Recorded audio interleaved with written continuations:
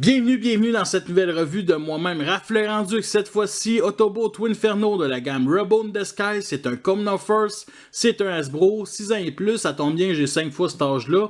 On a un magnifique artwork ici qui est en train de mettre le feu sur le dance floor. Et on voit tout de suite la différence entre le jouet et le artwork.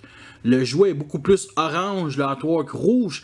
Et aussi, à cause de la gimmick de scannage et de téléchargeage et de jouage, le symbole Autobot est sur l'épaule ici et sur le A3 qui est devant le torse au milieu. Et le pire, c'est que ce jouet, il y a de la place pour mettre le logo ici. Tu vois que c'est sculpté pour mettre le logo, puis non, on n'aura pas ça. Il faut rajouter un sticker, ce que je ferai pas. Sur le côté de la boîte, on a le même artwork, par contre, on voit beaucoup plus ses ailes de dragon. C'est un Warrior Class ou classe guerrier qui sont été les Deluxe de cette gamme-là. Ça peut se faire en 8 étapes, ici la notice, et on peut justement scanner, puis jouer au jeu que j'en ai rien à foutre. Twinferno, qu'est-ce que je pourrais dire sur toi? Je vais commencer par décrire le mode alternatif. C'est un genre de bombardier B2 américain avec la couleur orange flash, ainsi que ses flammes arrière qui sont la même couleur que le bombardier. C'est tout à fait illogique, mais bon, c'est un jouet. Le gris plastique que Hasbro nous a habitués sur les boosters arrière. Et on a... Qu'est-ce que c'est ça? OK? Qu'est-ce que c'est ça? Qu'est-ce que c'est ça? Faut vraiment avoir fumé des champignons magiques pour s'imaginer ça, ok, sur un jet. Faut vraiment avoir fumé une maison d'un schtroumpf. Ah non, faut vraiment avoir fumé tout le village au complet pour s'imaginer ça, ok? Sérieusement, le pire, c'est que c'est ça, vous quoi? Ça me rappelle le concept de Beast Wars. Je sais pas s'il y en a, les plus vieux d'entre vous connaissent les figurines Beast Wars. Il y avait deux animaux en un à un moment donné. C'était fusion entre deux animaux. Là, c'est, on va dire, des têtes de dragon. Et c'est un jet, on va dire, humain ou moderne, futuriste plutôt, là. Mais c'est ça. Ça me rappelle ce genre de concept-là qu'on a eu à Beast Wars. Pour ce qui est du reste des couleurs, on a du bronze sur une partie de la tête qu'on retrouve ici sur l'aile. On a des yeux bleus qu'on peut retrouver aussi pour les vitres du cockpit. On a du gris plastique pour la mâchoire inférieure ainsi qu'une partie du cou. On a du noir pour les cornes sur la tête, ainsi qu'ici et ici. Ça, c'est pour le pli. Je préfère beaucoup mieux ces têtes de dragon-là que son homologue Titan Retoon.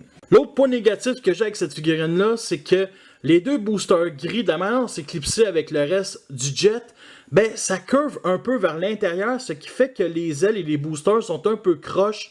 Peut-être qu'on voit, on voit super bien sur caméra, fait que ça, c'est un autre point négatif, et c'est quasiment insultant. Il y a un trou de 5 mm sur le top ici qu'on peut rajouter une arme comme la cracheuse de Leadfoot Deluxe Dark of the Moon. Il y a deux autres trous de 5 mm autour des deux têtes de dragon qu'on peut rajouter les armes de son homologue Titan Retoon. Hasbro est réputé de toujours faire des jets avec toujours un énorme undercarriage et lui ne fait pas exception. Par contre, lui, vu que c'est un jet futuriste avec des énormes boosters et deux têtes de dragon, j'accepte plus, admettons, ce défaut-là. Ça reste quand même très décevant. Par contre, vu du dessous, il n'y a rien qui est caché. On voit bien le torse, la tête qui est pivotée. La figurine, quand elle est sur une plateforme horizontale, ben, elle ne curve pas vers l'avant ou l'arrière grâce à ça ici qui va former une genouillère. Le pied ici replié. Et bien entendu, les deux petits pegs ici juste sur le torse qui accotent. Fait que c'est temps de parler de la fameuse gimmick de cette figurine-là, les deux traces de flammes ici à l'arrière qu'on peut mettre au booster. Ici, c'est carré, ça se met dans les trous carrés ici. Fait que c'est une flamme. L'autre bord, on a un petit peg 5 mm qu'on peut mettre ici au-dessus ou dans les trous sur les deux têtes. C'est creux ici. Et bien entendu, comme je disais, on pouvait le mettre à l'arrière et on peut le mettre ici à l'avant. Dans la mâchoire d'une façon verticale, comme vous voyez sur la deuxième tête. Et d'une façon horizontale, fait qu'on vient plugger la flamme comme ça, le peg 5 mm vers le haut, comme ça, et on fait juste rabattre. Et c'est ce que j'aime le plus de cette gimmick, les flammes peuvent aller en avant ou à l'arrière. Le voici à côté de Twinferno, alias Double Cross Titan Retoon, qui est en position horizontale, un style qui est en train de voler. Et à la droite, Windblade, Reborn the Skies, l'autre Autobot volant de la gamme. Nous sommes rendus à la transformation, je vous dis tout de suite, elle révolutionne à rien. Fait qu'on va venir détacher les flammes et les mettre de côté.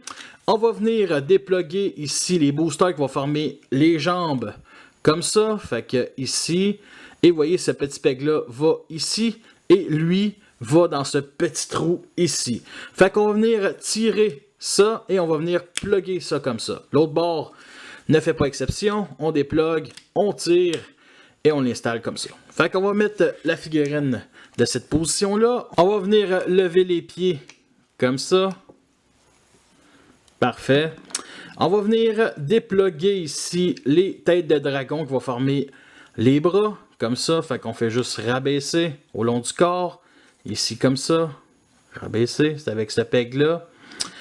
Les deux ailes, moi ce que je fais, on peut les laisser de même. Je fais juste les mettre de cette position-là. Je trouve que ça donne un look encore plus, on va dire, dragon. On va venir rabattre la partie du cockpit à l'arrière, ici comme ça. Et on va venir pivoter la tête 180 degrés. Et on rajoute les deux flancs. Moi, je le mets d'une façon verticale parce que ça lui va mieux. Et il est prêt à flammer des Decepticons. On pourra dire ce qu'on voudra du mode alternatif. Je trouve que le mode robot, il est vraiment réussi. J'aime la manière dont les ailes sont placées. Ils sont pas trop hautes, pas trop basses.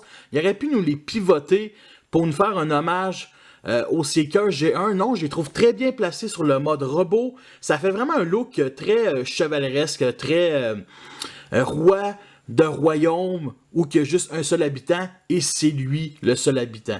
Tous les membres sont extrêmement bien proportionnés pour le reste du corps.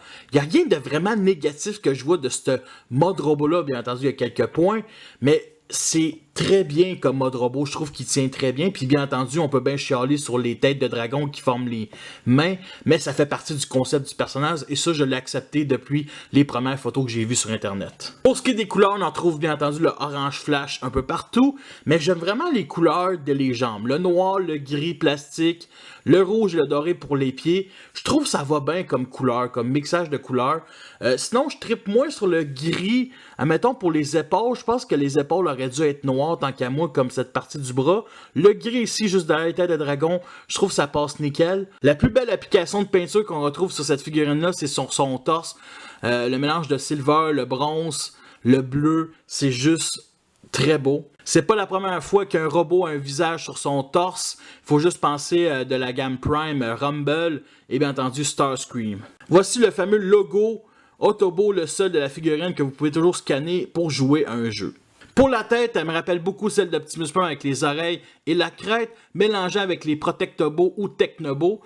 Côté couleur, on a du bronze sur la crête, une visière bleue et le bas du visage silver. Sérieusement, elle est très belle. Alors pour ce qui est de la gimmick en mode robot, des flammes, on peut les mettre verticalement ou d'une façon horizontale. On peut les mettre au booster pour faire l'illusion qu'ils s'envolent ou tout simplement des échasses de façon verticale ou horizontale. Pour ce qui est des articulations, on a la tête ici qui pivote.